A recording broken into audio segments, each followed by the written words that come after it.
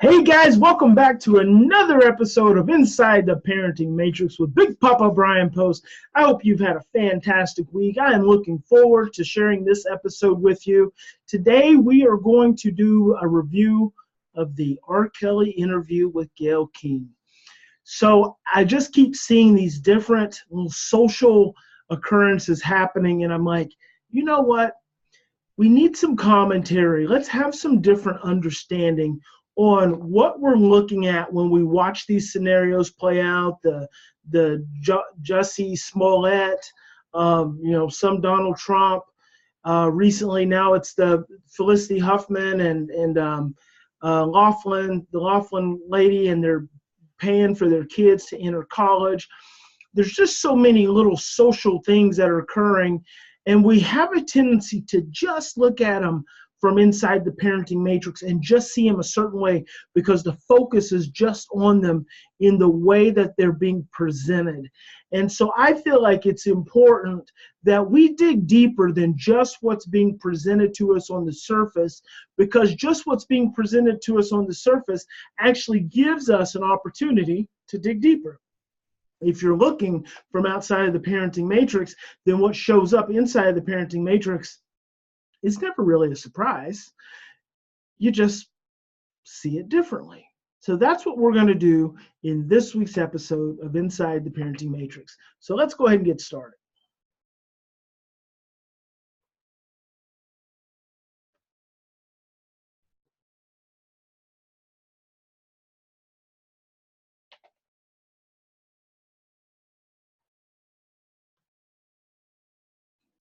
All right. With us today. I'm very tired of all of the lies. I've been hearing things and seeing things on the blogs, and I'm just tired. What are the lies that you're hearing that disturb you most? Oh my God, all of them. That little girl's trapped in the basement. Helicopters over my house, trying to rescue someone that doesn't need rescuing because they're not in my house, handcuffing people, starving people. I have a harem, a coat. I don't even really know what a coat is, but I know I don't have one. Have you done anything that you regret? Have you done anything wrong? Lots of things wrong when it comes to women that I apologize, but Now, here's what's interesting about Robert Kelly, is that it is known, and let me be the first to admit, I have not delved into this man's history. This is just things I've picked up along the way, so I haven't spent a lot of time trying to dig in and understand who he is or any of that kind of stuff, because it's just not, to me, a very good use of my time and energy. But he's known it's documented that he was sexually abused when he was a child. So that is on record. So we know that there are some functioning blueprints for sexual acting out that operate inside of this man. Now, we also know, and it is very well known, and before this Lifetime special came out, that he is well known to keep multiple women in his life, that he is very controlling, and these women agree to participate in this reality that he creates, this fantasy that he creates, which becomes a reality. And so there are a lot of things that from a social standpoint, comparing his life to the average individual that we would deem highly dysfunctional, number one. Number two, I will say that he is a celebrity and he is a star, and in some circles he is beyond just a star. He is a legend, a living legend, if you will. He is, I can imagine for some people, viewed in some context of being a god. You hear people referring to being rock gods. Well, R. Kelly, in the Black community, in the R&B community, for the last 25 years, has been a very successful artist and musician. I say that because that actually creates its own other reality. He operates on this completely different dimension that you and I, the average viewer, are not privy to. So there's a whole, and this is how the Me Too movement became so public. When it did, it became so public because you and I were allowed backdoor access, if you will, to the darker side of Hollywood acting and celebrity status, and individuals who you've looked at in society for so long as icons. That's the word I was looking for. R. Kelly's viewed as an icon. These individuals who you viewed as icons, you get to see this dark side that otherwise is well hidden. The same is coming out with Michael Jackson. So there's this reality for this man that most of us were not privy to. Now, I will also say, because of that reality, he is able to do things and have control over people in ways that the average man wouldn't be able to do. He could have a harem of women. There are women, probably women who've been victims in their lives before, who are willing to be subjected to his mistreatment. These are adult women willing to be subjected to his mistreatment. And that is not against the law. So there are well-documented behaviors of this man towards women which are not against the law.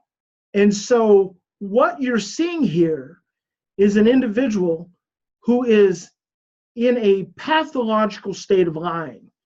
And when you're in a pathological state, the pathos speaks to your personality.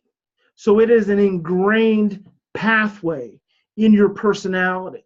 When you are a pathological liar, because of the pathway in your brain, you literally begin to not know the difference between the truth and the lie.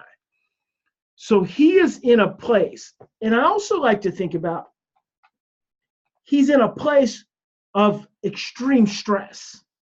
So you're looking at a man who is now receiving a tremendous amount of public attention, has been receiving a lot of tremendous amount of negative public attention for the last 5 years, give or take, because some of these allegations came out years ago. So he's under a great amount of stress. So it's just a matter of time until he cracks psychologically and emotionally, because even the pathological liar oftentimes can hold up longer under stress than the average person can. But even their pathway eventually gives way. And so I always say that lying is that anytime we lie, it's from a place of fear. We only lie from stress and fear. And we lie to protect ourselves because the worst thing that has ever happened to us is threatening to happen to us again in the moment. So his brainstem is completely activated. Apologize in those relationships. At the time I was in the relationships. Have you broken any laws when it comes to women? Absolutely not. The 6-part series interviewed 50 people. Mm-hmm. So when R. Kelly was, I believe, 27 years old, he married Aaliyah, who was a musician, famous musician at the time, who was killed in a plane wreck. She was only 14 years old when they got married. So he's broken the law so much, he doesn't even know he's broken the law. The ingrained nature of his behaviors have been going on so long, he doesn't even realize that he's broken the law. Family members, your former tour manager, numerous women who all claim that you abused them. Were you saying everybody in that documentary was not telling the truth about you? Everybody? If you really look at that documentary, which I'm sure you have, I have. everybody said something bad about me. Nobody said nothing good. Mm-hmm. They was describing Lucifer. I'm not Lucifer. I'm a man. I make mistakes, but I'm not a devil. And by no means am I a monster. I'm going to name the names. Andrea Kelly, your ex-wife. Kitty. I think what we're looking at is a 10-year-old, maybe an 11-year, a well-spoken 10 or 11-year-old. So if you think about that, and this is how we operate outside the parenting matrix, because inside the matrix, you're just looking at this grown man. But when you move outside of the matrix, you start to look at the emotional age, because you realize that the emotional age dictates the cognitive and the chronological. So what I want to encourage you to do is let's watch his words and his actions from the perspective of a regressed adult, which means, let's say he's 10. So let's pretend this is a 10-year-old who is afraid he's going to get a really bad whipping. And so far, you've got 50 people who were interviewed, and he's saying they're all lying. Does that not sound like a 10-year-old to you? Like, everyone's lying. They're all lying. And he didn't say they were lying. He said they didn't have anything good to say about me. And then he's going to say in a moment, these other people are lying on him. Jones, Lisa Van Allen, Lizette Martinez, Jerronda Pace, Faith Rogers, Asante McGee. You're saying everything they said in that documentary about you is not true. They are lying on me. Why would these women say the same thing about you? That you are controlling, that you are abusive, that you tell women when to eat, when to go to the bathroom, when they can sleep, where they can dress. Why would all these women tell these different stories about you if they were not true? And they don't know each other. That defies logic to me. Right. Until you hear the explanation. You can start a rumor on a guy like me or a celebrity, just like. So again, I will say, all the things that she just mentioned are not crimes. You have to realize that the people who have been involved in R. Kelly's life, they are victims, and they see themselves as victims, and they see him as the perpetrator. A victim will not take responsibility for their own lives. These were grown women who were making the allegations of being victimized. They were not detained. They were victims. His adult handlers observed and watched his behaviors for years. They got paid very well. They became victims. They viewed him as a perpetrator. So I have an issue with that. I have an issue with adults who are just playing the victim card, and that's what we do inside the parenting matrix. The reality is, any adult who had any, and see, we hadn't even gotten to the part of him having sex with the 14-year-old girls. Any adult who had any knowledge of this grown man having sex with minors is responsible. And they should all be held accountable, not just the primary perpetrator. But what's happening is they've all turned. They're all victims. Now they're all pointing the finger at him. Society's pointing the finger at him. We're not doing anything to try to understand him. We're not doing anything to try to look at this situation from outside of the matrix. We're just feeding in to the frenzy. All you have to do is push a button on your phone and say, so-and-so did this to me. R. Kelly did this to me. And if you get any traction from that, if you're able to write a book from that, if you're able to get a reality show, then any girl that I had a relationship in the past that it just didn't work out, she can come and say the same exact thing. Are you blaming this on social media? I'm talking about the power of social media. In 2008, R. Kelly was found not guilty on 14 counts of child pornography after prosecutors in Chicago failed to convince a jury that he was a man seen in a sex tape with a girl as young as 13. What do you want to say to your fans? Last month, Kelly was indicted again. this time charged with aggravated criminal sexual abuse of 4 women, including 3 who the charges say were minors at the time. Have you ever had sex No. with anyone under the age of 17? No. Never. No. The man is a child molester. Okay? He is a child molester.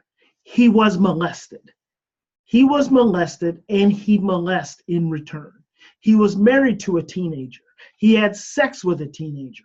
And then years later, he got caught on camera urinating, and he didn't get caught. Let me change that. He recorded himself urinating on a teenager, on a minor. This is a man who is repeating his own trauma. We don't know all the details of his trauma because we don't know who the perpetrator was in his life. We don't know those details. But what I'm telling you is this man is repeating the trauma that he experienced. It is a way for him to relieve his shame. It is a way for him to relieve his stress. It is a way for him to relieve his overwhelm, and he is addicted to it. It has been said in the documentary that he continued even after the incident where the film was released of him urinating on the 13-year-old girl. He continued to video record these incidents with these minors, with these teenage girls. He is addicted. It is an addiction. An addiction is an external attempt to soothe an internal state. He can't stop.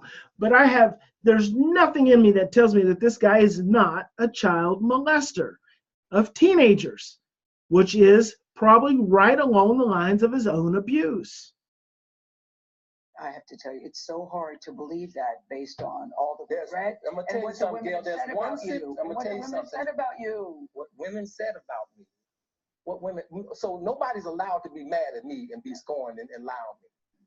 So they're lying on you. That's your explanation. They're lying on you. Absolutely. Absolutely. Absolutely. You feel that people... that was such a failed attempt at emotional expression. He put his head down as though he was going to cry and came up with a smile. It is so incongruent. It is so inauthentic. This is so interesting to me. And I haven't watched this full interview until today, during this episode right now. And a lot of times the episodes I look at on Inside the Parenting Matrix, I don't watch them. I like to open them and I like to get a gist and I like to look at them and start and go through them with you guys. Now, here's what's important. From an adult emotional adult perspective, from the adult, I want to phrase that correctly. From the standpoint of a mature adult with adult emotional awareness and dysregulation, his behavior towards these women was not a crime. He could have very easily said, yes, I did those things. Yes, I got off on handcuffing these women and telling them what to do. And I'm a control freak. And if you're going to be with me, you're going to do it the way I want you to do it. And there's a whole contingent of society that would get turned on by that. They would just love to hear that because that's what they're into. They're into playing the role of victim. But he's not doing that. He's denying, because he is a scared little boy who's trying to convince this woman and everyone else that everyone else is just lying. It's such a 10-year-old move. But that's what 10-year-olds do. We're not dealing with an adult here. We're dealing with a 10-year-old. Or maligned your character. I have been assassinated. I have been buried alive. But I'm alive. So I think the point you're making is, and correct me if I'm wrong, that you have never held anybody against their will. I don't need to. Why would I? Well, How stupid would it never be held for R. anybody. Kelly with all I've been through in my way past, to hold somebody, let alone 4, 5, 6, 50, you said. How stupid would I be to do that? I didn't say you were holding. That's stupid, guys. I didn't. Is this camera on me? Yes, it's on. That's stupid. Use your common sense. Don't forget the blogs. Forget how you feel about me. Hate me if you want to, love me if you want, but just use your common sense. How stupid would it be for me to, with my crazy past and what I've been through, oh, right now I just think I need to be a monster and hold girls against their will, chain them up in my basement, and don't let them eat and don't let them out unless they need some shoes down the street from their uncle. Stop it. Okay, so maybe he's 12. Maybe he's 12, not 10. Let's go with 12. What's fascinating to me is, again, you could chain someone up in a basement. So here's what I also find interesting, is that most of these women were not housed in his house. So he can say, I didn't have anyone in my basement, because they were housed by his studio, where he had multiple rooms, where they had to stay in rooms. And he did give them credit cards and things to go shopping and you know, go out into the world. And that's how he created the, you could say, Stockholm syndrome, if you will. Yet at the same time, these women are still adults. These men in his life, still adults. They still have a personal responsibility. Yes, they probably are trauma victims themselves, but they have a personal responsibility. As an adult, you have a personal responsibility to yourself to protect yourself. If you allow a man to lock you in a room, and he doesn't lock you in that room every single day, and he lets you out of that room and you don't escape, you're being a victim. And you want to turn around and make him a monster, now you're just being a victim. And so what happens here is you have a group of people who are all victimized. They're all victimized, but now they've identified a perpetrator. And he could have very well done all these things. He's saying, how crazy would I be? If you are crazy. There's no guesswork about it. You are crazy. You have to be crazy at some level to perform at the level that he performs. Let's just say that.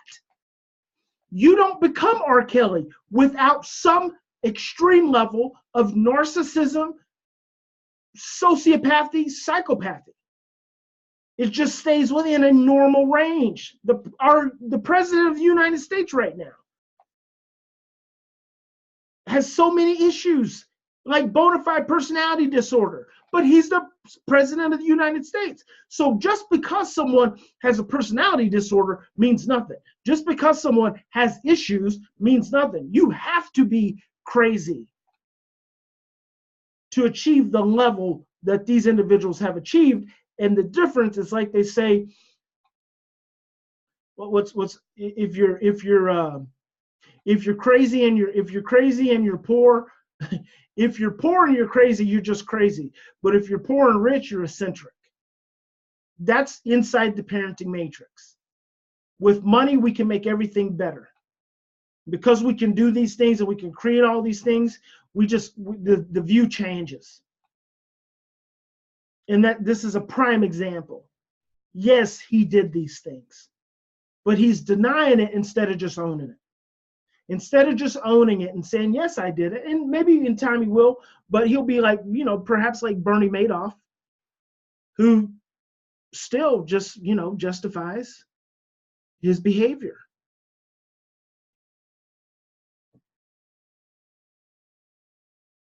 Y'all quit playing. Quit playing. I didn't do this stuff. This is not me. I'm fighting for my life. Y'all killing me with this. I got 30 years of my career. Robert. 30 years of my career. Y'all trying to kill me. You're killing me, man. This is not about music. It's like, you're killing me, Smalls. So now the adolescent comes out. See, a 10-year-old is not capable of doing this. An adolescent is very capable. This is very dramatic. And it has very little emotional energy attached to it. And that's why Gayle King was not moving. She's talking to a teenager. She's talking to a child. And she knows it. And so inside the parenting matrix, we're like, oh my God, she really helped her demeanor. And he looks so violent and he could have been aggressive. She's not worried about any of that. She knows that if she remains calm and he's just going to keep being an idiot, putting on a show, talking about giving someone 30 years of his life, now he's being the victim. See, he's playing the victim card. Everyone wants to be a victim. No one wants to take responsibility. So now he's making everyone else the perpetrators. And see, that's what happens when you play the victim, perpetrator, rescue cycle. Victim, perpetrator, rescuer. That's a cycle that gets played out over and over and over again in society. I'm trying to have a relationship with my kids, and I can't do it. Y'all just don't want to believe the truth. You don't want to believe it. At this point, we briefly pause the interview to give Kelly a moment. His publicist helped calm him down. I hope this camera keep going. No, we're going to let the camera keep rolling. This is not, doesn't even make sense. Why would I hold all these women? Their mothers and fathers told me, we're going to destroy your career. But Kelly's emotions remained raw. It's real girls out there missing. It's real young girls out there being abducted, being raped, okay? They really are on chains. They really do have chains on their wrists, and they can't get out. Robert, and they're ending up buried in. Robert, we have to have a conversation. Really, I don't want you just. He's not making that up. Child slavery, sex slavery is a very real thing. And his contention is that there is this really bad thing that is happening in society right now, but I'm being persecuted for these behaviors towards these women. Well, he is a figurehead. And so he's getting all the attention. And that's what we do inside the parenting matrix. Everyone's a victim. Everyone's a victim. No one's taking any responsibility. Ranting at the camera. I came here for them to hear me talk. But I need help. What kind of help? This is the kind of help I need. Yes, what kind of help? I need somebody to help me not have a big heart, because my heart is so big. People betray me, and I keep forgiving them. You sound like you're playing the victim here. You sound like R. Kelly, you do. When I listen to you, it does sound like you're playing the victim. I'm just telling the truth. And the reason I'm emotional, but Robert, and I apologize for that, is because this is the first time I was able to say something.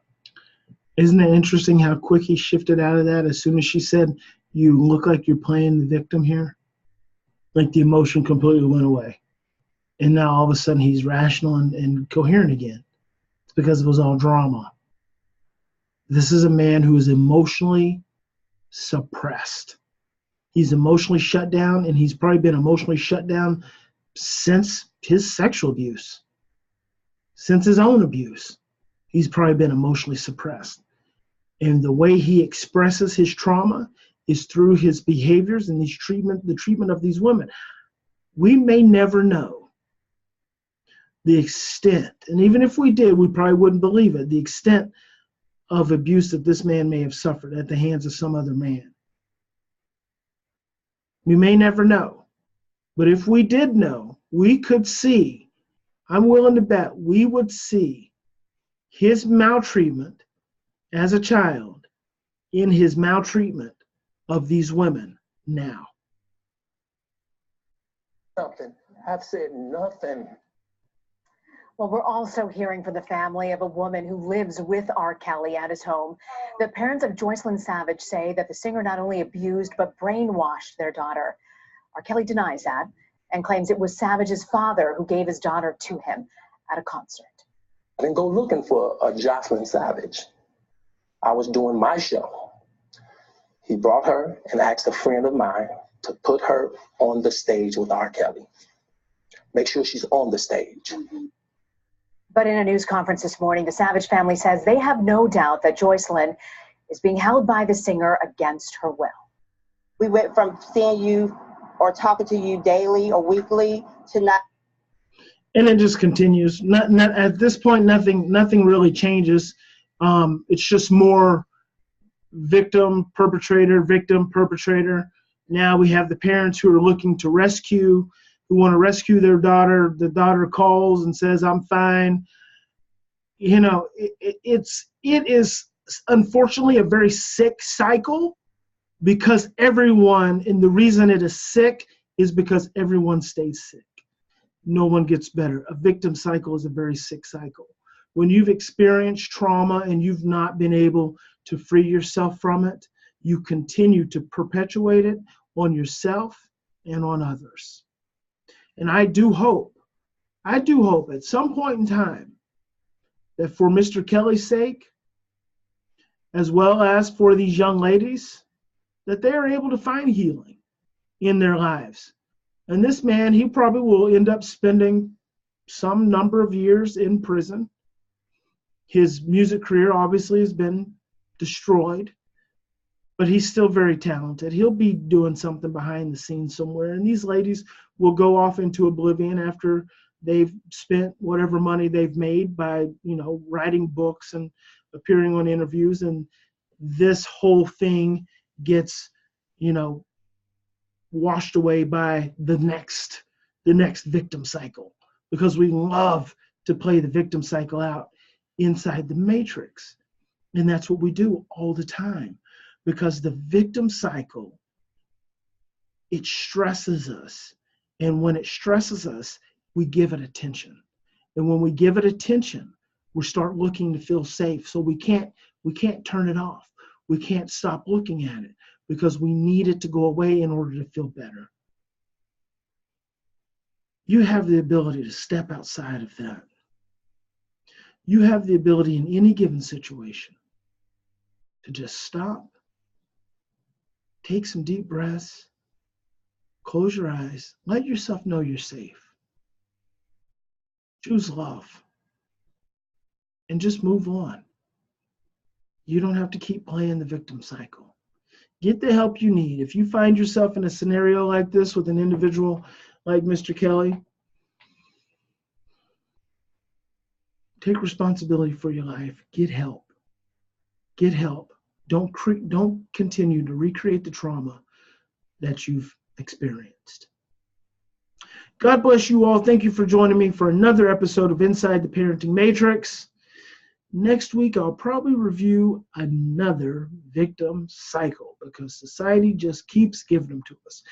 My hope and my prayer is that you can use these little video clips to think differently, to see things differently, and ultimately to be able to feel differently and behave differently, and get yourself out of the parenting matrix.